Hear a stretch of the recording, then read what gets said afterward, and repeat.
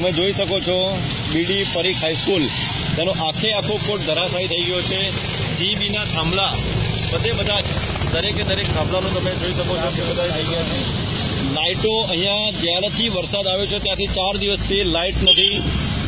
મોબાઈલના નેટવર્ક્સ પણ બી બહુ ધીરે આવી રહ્યા છે।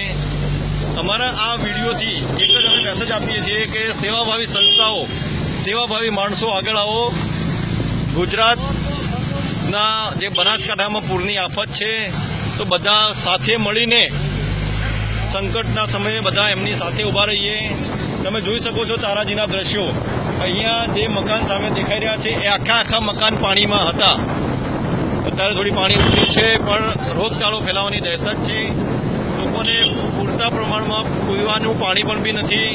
ફૂડ પેકેટ્સનું પણ વિતરણ તમે કરી શકો છો, પણ જે પણ બી વસ્તુ લાવો એ હાઇજેનિક, હાઈ પ્રોટીન લાવજો કે એના લોકો રોગચાળા સામે રક્ષણ મેળવી શકે।